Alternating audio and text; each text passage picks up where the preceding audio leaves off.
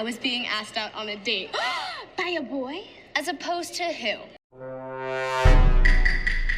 So recently I've been trying to figure out, like, why I'm gay. Like, why me, you know? And so I'm going through the Rolodex of memories in my mind, and I'm like, was it Meg from Hercules? Or, like, the family friend who I would exclusively play house with? These shorts, my conservative Christian upbringing that maybe conditioned me into thinking that as long as I'm not having hetero intercourse, then I'm forever unspoiled. Just kidding. But the thought does cross my mind, you know? I'm a Christian. It's really easy to be a prude when you're not attracted to him, isn't it? But then one day, as I'm doing my biennial watch of the highly esteemed, executively produced by Tyra Banks book series to film The Clique, I'm like, wait a second. Claire! Wait! And then I get to the scene and I'm like, okay. Come on, you're like a major threat. Here. Be who you are. Suddenly my life flashes before my eyes and I'm in the 5th grade, confused about the overwhelming butterfly sensation I feel, while this one really pretty girl is being slightly mean to me. The reason I ended up this way Homosexual! is because my favorite movie's main character was a mean lesbian. Huh. Quick disclaimer, I don't know what happens in the book, and that's frankly none of my business. The movie, from what I know, has some very distinct changes and takes liberties with certain narratives of the girls in ways the original writer Lacey Harrison never does. So for all intents and purposes, these pieces of media are completely independent of one another. I'm looking at the movie as more being inspired by the book. And so if the book clarifies that Massie is in fact straight, I don't think that that means that movie Massie has to be straight. And contrarians can go cry about it in the comments. Also, I think some of you will think I'm being serious about this being the reason why I'm a lesbian. So I just want to clarify that I 100% am. And now that I've figured that out, I can be freed from these sinful shackles and would like to officially announce that I am henceforth reclaiming the identity straight.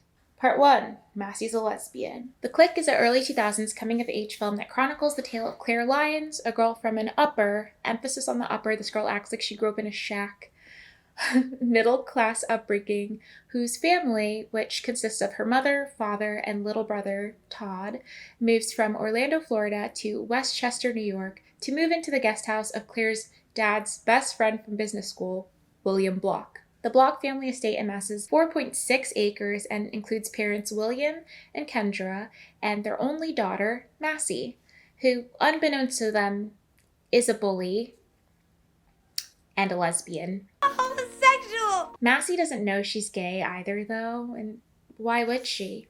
It's the early 2000s. iPods blast Girlfriend by Avril Lavigne. Texts are whittled down to their shortest possible abbreviations or symbols, and the phrase "that's so gay" is used to describe anything considered lame. Palace Killer Lemonade. It's kind of gay, but I can get it for you. There's this scene early in the movie where Claire is shopping for clothes that will help her blend more in with the new rich kids at her school. And during their interaction, Dylan is pulled away by the rest of the friend group because they want to go make fun of a trans woman they see in the changing room.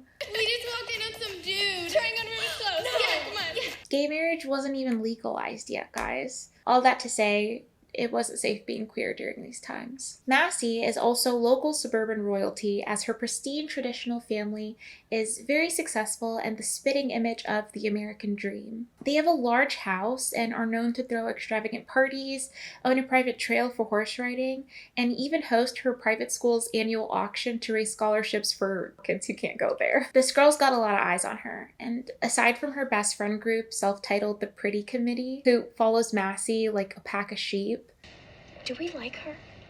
No. Westchester itself knows the name Massie Block, which I assume would impose a lot of pressure on a 12-year-old girl. For those of you unfamiliar with the Clique, Massie is very similar to Gossip Girl's Blair Waldorf. Signs are for the religious, the superstitious, and the lower class. I don't believe in them, and neither should you. Unless Astrid means bargain basement, chain store, low rent knockoff. I don't think so. An incredibly complex anti-hero who values being on top and in control by any means necessary. She feigns confidence and only tends to slip up in the face of her biggest insecurities, which is why all hell breaks loose when Massie meets Claire for the first time. Hi, my parents told me all about you. Mine barely mentioned you. First time Massie and Claire meet, she is incredibly uncomfortable. Not only is Claire genuinely sweet, but she's also unimpressive in her sense of style and not immediately intimidated by Massie's overblown ego. Westchester, and specifically Scarsdale, is a very affluent area in New York, with an average home costing around $1.3 million in 2008 when the film came out. So that would be equivalent to almost like $2 million now. In a 2008 New York Times article, a resident of the area shared, "From a child's point of view, Scarsdale can seem like a lot of pressure and very competitive. Everyone Massie knows is rich, and subsequently upholds an image in order to have a competitive social edge in Westchester. Claire is nothing like this, and Massie has never met anyone like that before. Claire, with her wholly unspectacular self," I feel like I'm just like making jabs at Claire left and right. I'm not trying to. But Claire, with her wholly unspectacular self, comes in with the confidence of Massie because where she's from, there's no reason not to.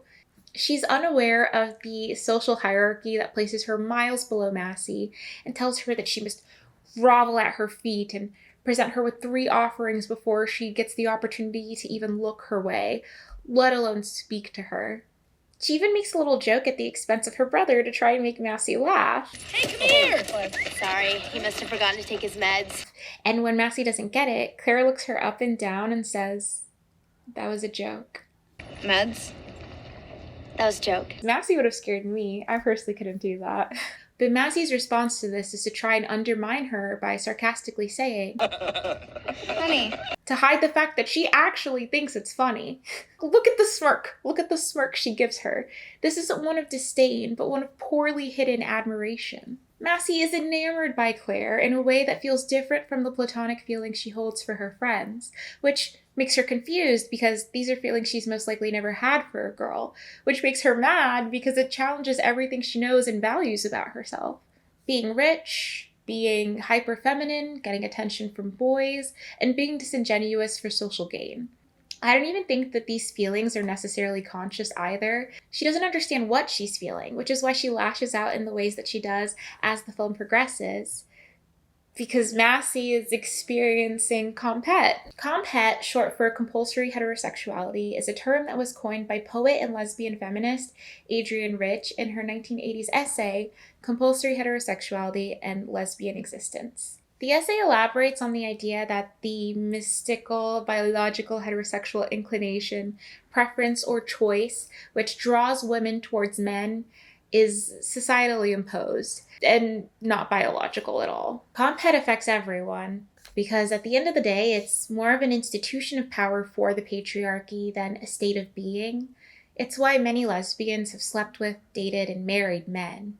The idea of not being attracted to a man isn't an option. I could go deeper into the subject of this one word, but that's not what this video is about. And many people have already done that, so I'll link my faves in the thingy below, or you could do the research yourself. I know. In recent years, the term has gained popularity, namely due to its appearance in the Lesbian Masterdoc, which is a 30-page manuscript that was published on Tumblr in 2018 by user Lesbian. At the time of writing the Masterdoc, Lesbian was a high schooler coming to terms with their sexuality. It's unacademic, outdated in its acknowledgments of gender diversity, and spotty in its data sources, but it's a touching document whose sentiments have connected to the experiences of many lesbians, including myself, and have been used as a jumping off point for many others to come out. So it's meaningful and relevant, and I'm going to use it to discuss the actions of Massie in congruence to those coming to terms with their sexuality. Massie is operating under the illusion of compulsory heterosexuality, so much so that she doesn't even realize when her gay is showing. When telling Claire about her all-girls middle school Octavian Country Day, or OCD, she says the only problem is that there are no boys, to which her father responds, "Who says that's a problem?" And instead of saying, me, Dad, or all of us, Dad, she says, The girls who go there, Dad? Very other, very them, not me. I could be reaching, but it's such specific phrasing. Part 2, Massie's beard. The Masterdoc lists out thoughts and feelings someone who is experiencing in the closet syndrome might have under comphet. Liking the idea of being with a man but not actually wanting them anywhere near you in that way. Having a list of impossible criteria in your head that a man must meet for you to be interested. Only liking men who are unattainable. Wanting attention from men and mistaking your desire for their approval as attraction. And being jealous of certain female friends in relationships with men and assuming it's because you must be attracted to the man, to name a few. So, Massie meets a neighborhood lesbian riding on a horse in the woods when... Oh, what? Oh, Chris is not a lesbian. Oh, right. Right. You guys cannot tell me this image wouldn't fit right into what pops up when you search white mask lesbian. Please. Massie meets a neighborhood boy named Chris who gets lost while riding his horse and ends up on Massie's family trail. And this subsequently happens the day after she meets Claire, so maybe she's been on the lookout for something like this. Incredible timing. And immediately Massie is like, oh yeah, this is my future boyfriend. Chris Abley is Massie's beard. A beard is hair that grows in the lower region of a person's face. A beard is a person whose presence serves to mask aspects of someone else's true self from the public. Remember the difference. In the 70s, a beard was typically a woman, whether it was a wife, girlfriend, or female friend, who acted, knowingly or not, as social cover for a closeted gay man. But this happens in the inverse as well. A famous example includes Jonathan Sheck and Ellen DeGeneres in the 90s. When I was in middle school, I had a beard too. I distinctly remember my group of friends going one by one saying like who they had a crush on, and it was my turn, and I hadn't thought about it for whatever reason up until it was my turn. So I'm looking around and then I'm like, oh yeah, this guy's taller than me. I was like really tall for my age at the time. And I was like, this guy's taller than me. Yeah, so he's probably my crush. Yeah, I love him actually. Love him. And Chris is the perfect contender. He meets the criteria of everything Massie knows to be good and true in her rich white bubble, and he's nowhere close to being an actual option. Massie is 12 years old and in the 7th grade. Chris is 15 and a freshman in high school. He also goes to Briarwood, a completely different school than she does. Remember, liking men who are unattainable. Also, her interest in him is lackluster at best. He's more of a talking point for her friends to gawk at than an actual crush she daydreams about and actively pursues. And that isn't to say that everyone pursues their crush. I think the opposite is probably true. But Massie doesn't even chase after the thought of him in her day-to-day. And her interactions with him don't bring out that heart-dropping, kicking your feet, childlike reaction that crushes tend to bring out. Which is strange because her emotional bandwidth is very high. It seems her most intense emotions just happen to be reserved for Claire. So Massie is generally unkind to Claire at the beginning of the film, making her sit in the back of the car while picking up her friends, rolling her eyes at her sincerity. She even gets jealous and a bit snappy when she finds out that Dylan and Claire met each other at the mall a day prior. You two know each other? From the mall. That story's more last week than white skinny jeans. But we see a definitive switch after she sees Claire with her beard, Chris Abley. Massie angrily marches through OCD's hallway after realizing one of her diamond earrings fell out. Wait! I lost an earring! When she happens to see Claire outside talking to beard Chris Abley. They're talking because he just helped her up after running into her on his skateboard. Massie at this point met Chris a whole 24 hours ago and decided she had a crush on him, reality of that pending, but for some reason hasn't thought to tell her friends about it. Her friends who she's constantly messaging. When she witnesses Claire's run-in with him and does this angry stare down, she doesn't express that her anger lies in the fact that Claire's talking to the boy she likes. No. She just rages and angrily throws her earring into the trash can because she's not actually upset that her boy toy was talking to another girl.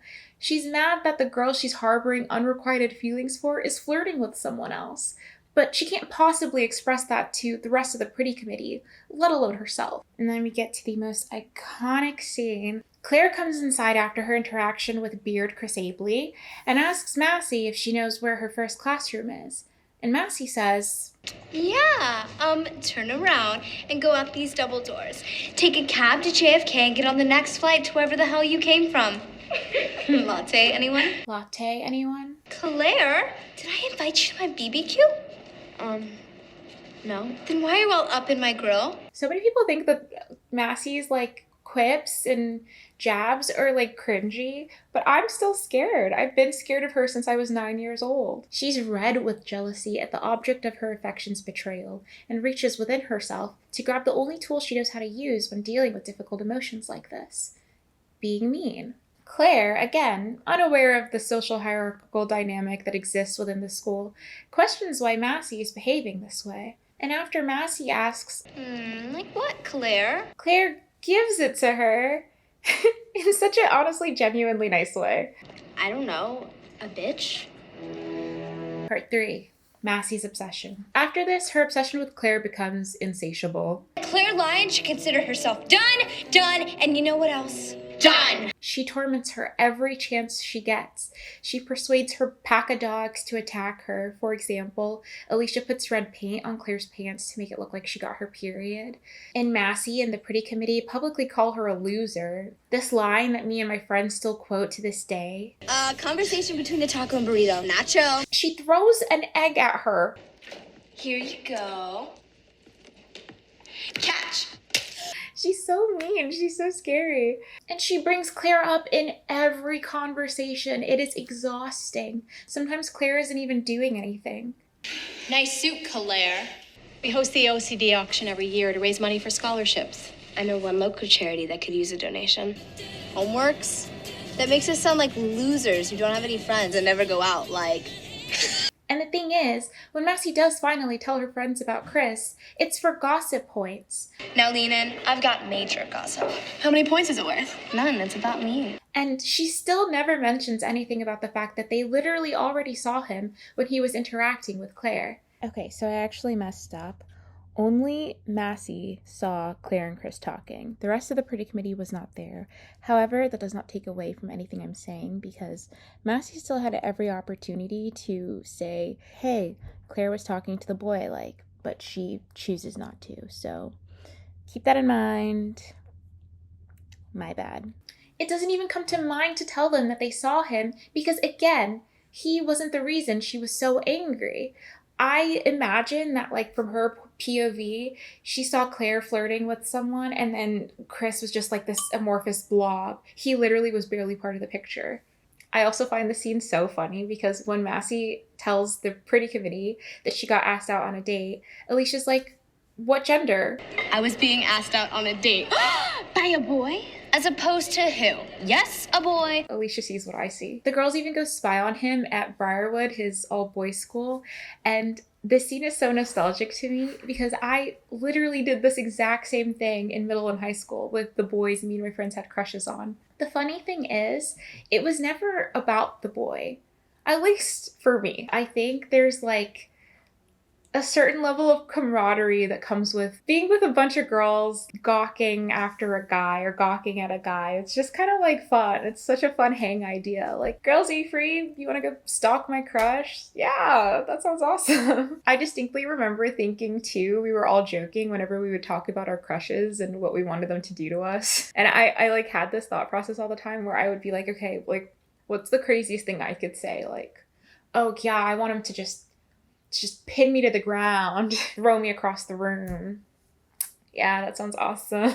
Okay, so Massie has a State of the Union document that she updates twice in this movie. The first time is after her big lash out at Claire. Claire Lyon should consider herself done. This list is used for her to keep track of the cool and uncool things of the week, month. I don't know, it's unclear. Unclear. It's unclear. In this particular instance, I think it's her subconscious projecting the two paths her life can go, whether she stays in the closet or out the closet. Huh? When we see it for the first time, the items on the inside of the list include first day after winter break, red cherries, and Chris Abley. And the items on the outside include hiding in bushes, diamond earrings, and Claire in all caps. I interpret the Chris on the inside of the closet and Claire on the outside of the closet very clearly, and laugh at the inclusion of cherries and bush on their respective sides as well. I can't really parse the meaning of first day of winter break and diamond earrings, so I'm allowing the idea that her subconscious isn't ruling every part of her waking brain, and some things are just literal. As she's typing all of this out, she laments to her dog Bean about the big scary threat Claire and says nothing about Chris. The line between love and hate is very thin, and that line is obsession. And Massie is obsessed. There's a scene where the girls are having a sleepover and play a really short game of truth or dare. And of all the questions that Massie could ask Claire, she asks her, Who do you like? Okay, so I forgot something so important. In this truth or dare game, Massie asks Claire, truth or dare? And Claire picks dare. Dare. She picks dare. I'm sorry, but who do you like is not a dare. Interesting. I like a lot of people. Not just like more than a friend like. And Claire is like, I don't know anybody. And Massie is staring her down as if she's like gonna say her name. Like, she wishes. She doesn't know anyone. So she thinks to the only person that she has run into, the only boy she knows, and she's like, oh yeah, sure, Chris Abley. There was this skateboard guy, Chris, and he's got this shaggy blonde hair and deep blue eyes. Massie is just furious. She's looking at her so angry. Again, Claire with beard Chris Abley. She's mad. She's mad. Massie also does this thing in multiple instances where she's missing because she's doing something Claire related or something random, and when someone asks where she was, she lies and says she was with Chris. But you were an hour late. I wasn't late. I was lost. Thank God Chris Abley was a Boy Scout. I waited an hour outside for Chris Abley to show. Wait, when were you waiting for Chris Abley? Like until 10 o'clock. Bean! Where are you, Bean? She lies about hanging out with Chris more than she actually makes an effort to go hang out with him. And remember, Massie will do anything to get what she wants, so it's not like it's beyond her to find ways to be around him. Every instance she has interacted with him, post the first meeting, has been related to making Claire jealous, or trying to impress her friends. I remind you again, liking the idea of being with a man, but not actually wanting them near you in any meaningful way. Part 3, the closeted homophobe trope. Being a closeted homophobe is a mostly overdone, slightly harmful trope that implies anyone who's awful to gay people is probably just gay themselves. However, that's not what's happening with Massie. She's not making fun of Claire because she's gay, though I wouldn't put it past Massie to be homophobic. I think she actually is homophobic, probably. She's making fun of Claire because she makes her question the entire foundation of her understanding of the world and her place in it. And she's young. These questions start to come up around this time anyway, so it's not like it's unfounded. Also, I do believe that female friendships or frenemies, enemies, or any similar dynamic could be complex and sometimes overly emotional without there being undertones of anything more. I actually am one of the few who subscribes to the idea that Glinda and Elphaba are just really close friends. But again, I don't think that's what's happening here. Massie's main complaint about Claire is that she's a threat because she's trying to steal her life. She's trying to be BFFs with Dylan, and she's throwing herself at Chris Abley behind my back. You can't just drive into someone else's town and live in someone else's house and try to take over someone else's friends, right? Huh? That is simply impossible to claim as a genuine fear. There's this episode in the show Pen 15 where main character Maya is jealous of her younger cousin who comes to visit because everyone is so enamored by her and drawn to her and thinks she's super cute. Specifically for being Japanese, like they're really enamored by her culture. And no one has ever treated Maya like that. In fact, she's been like made fun of for that her entire life. This is what Massie is saying is happening. And it's just not. Claire's family is relegated to the guest house. Massie never has to see her if she doesn't want to, besides going to school. She claims she's trying to steal her friends. And aside from Claire briefly having a positive interaction the first time she meets Dylan, the second Massie says not to like her, everyone listens. Then, when she sees Claire obviously flirting with Chris, at this point, not a single soul even knows that Massie knows he exists. So this idea that she's coming for everything Massie has becomes moot. Even if we want to call it unintentional on Claire's part, the notion that people are just constantly flocking towards her is not true. Claire doesn't have anybody, and she has to put a very specific effort into making any sort of friend. At some point, Massie tells her mom she's not this nice, sweet girl everyone makes her out to be. She's not this nice, sweet, innocent girl everyone makes her out to be. Who is everyone? Her friends? Chris Abley? Or is it just Massie? Has she just conflated her feelings and views of Claire and projected them onto the people around her? She also says she sits there like this wide-eyed, innocent goody two-shoes. Massie, your gay is showing. The only time it could be argued that Claire is going after Massie's life is after she's already been bullied by her. There's this term that comes up in the dynamics of abusive relationships, reactive abuse. According to virtual mental health service provider Charlie Health, reactive abuse describes situations where a person who has endured sustained abusive behavior reacts aggressively towards their abuser. Claire starts lashing back out at Massie after enduring her relentless bullying. She finally makes her first friend, my goth queen, Lane Abley, who, yes, happens to be Beard Chris Abley's little sister. He comes over to drop something off with Lane, and Claire uses the opportunity, now that she knows that Massie likes him, to flirt with him in front of Massie, but on purpose this time. And she lays it on thick.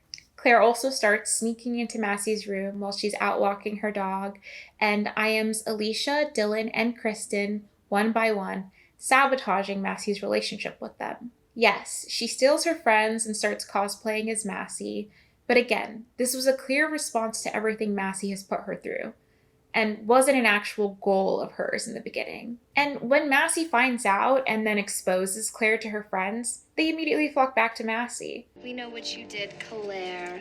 Hijacking my IM, so not cool. So, sorry to invalidate, but invalid. Part 4, Massie's Special Secret. This title is a specific reference completely unrelated to the clique, so if you know the reference, let me know, and I'll let you know if you're right. In all of her verbal assaults and torments, there are a couple of notable times where Massie can't help but show her softer feelings for Claire, but it's usually in private. When the girls are coming up with a business name for the lip gloss brand that they're creating for Kristen's science project, Claire comes up with the name Glambition. What about Glambition? Which eats, it's so clever. Massie loves it, but plays it cool and responds like she does, usually, with indifference. It'll do, until I think of something better.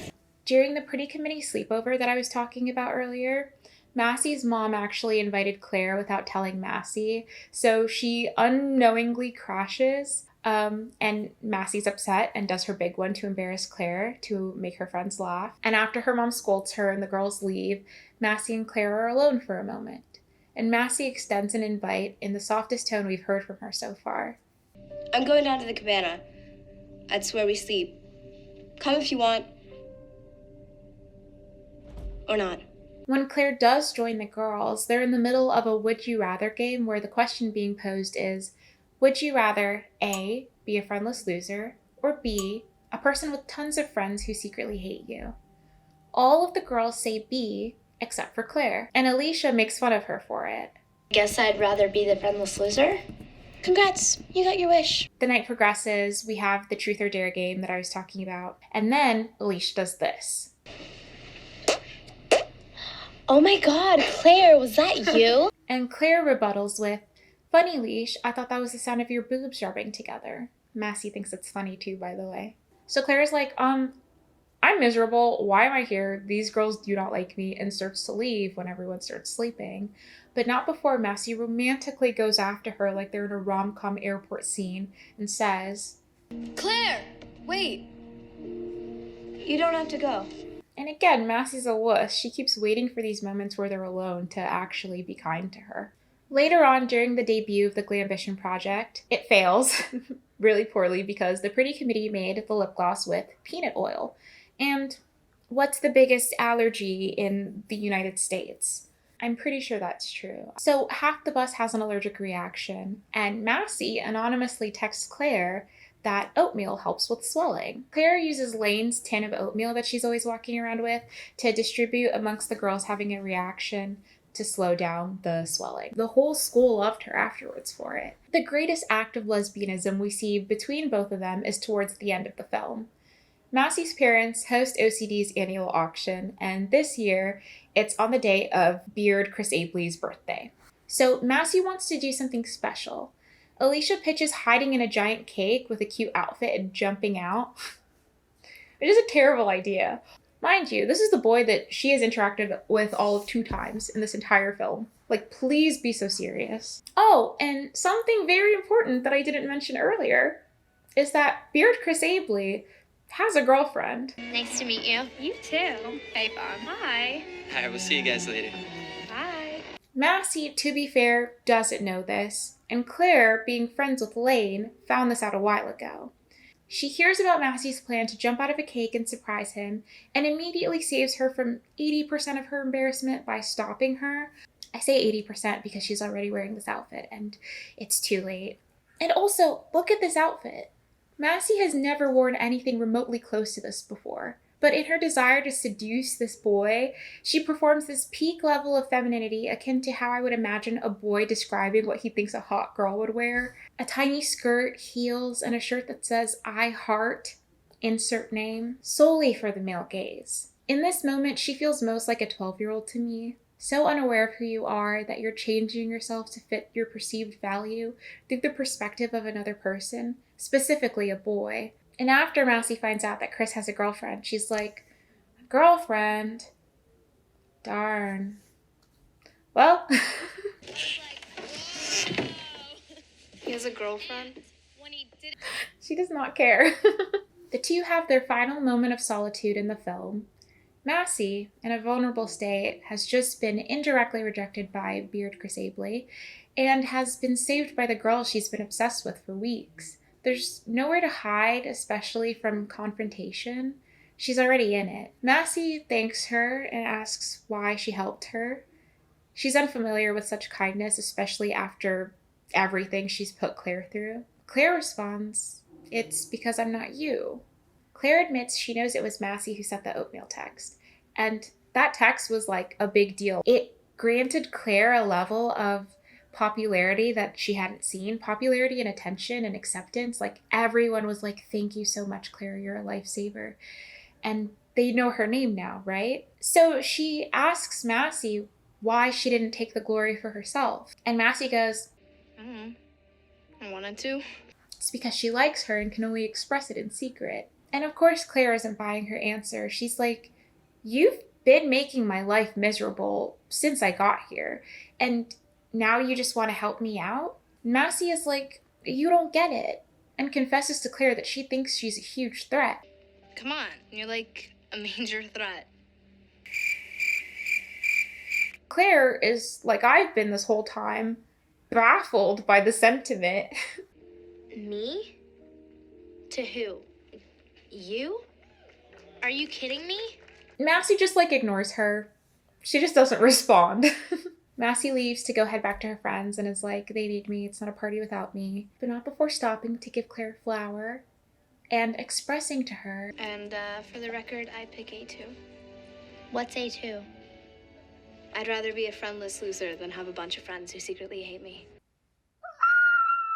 Finally, the second time we see Massie's in and out list is at the end of the movie after the auction. The outs consist of Cake, Chris Abley, and Claire, and the ins consist of Oatmeal, Gummy Feet, and she smiles to herself while she's typing this, Claire. Then she looks longingly at her name as we fade to Claire sitting on her bed, smelling and smiling at the flower that Massie gave to her. And that's where it ends. That's kind of all I have to say. They're gay for each other, and nobody ever talks about it, and I watched this movie when I was really little and shaped everything about myself around these characters, and so I'm gay. I feel like I've heard other people, specifically actually who read the books, who felt this way about Massie. So I didn't read the books, as I said previously, and I'm super curious as like to what the books were like and if they kind of help my point or go against it. So yeah, if you've read it, if you've watched this movie, let me know your thoughts. I'm so curious. I feel so passionately about the clique and this topic. Also, let me know, do you like these types? Do you like this video? I spent a really long time doing this because I was posting weekly. I was pretty good about that. And then I pivoted because this is something I really wanted to talk about, and I knew it was going to take a long time to do, and I wanted to do it well. So let me know if you like it, or if you like my more introspective type videos. I'm super curious. If you don't like this, I'm probably still going to make videos like it, so I guess, I don't know, let me know either way. Anyways, thanks for watching. Yeah, goodbye. I often think about this interaction I had when I was like 8 years old, where me and this girl were on the swings and we were talking about how some girls have crushes on girls sometimes. And it was like so matter of fact. It was very much like, yeah, did you know like these types of people exist? And she's like, yeah, crazy, right? And we were both just like, yeah, I get it though. Like I could have a crush on a girl. We were both just like, yeah. And then we never spoke about it again. I hope she's doing well. I see she has a boyfriend now.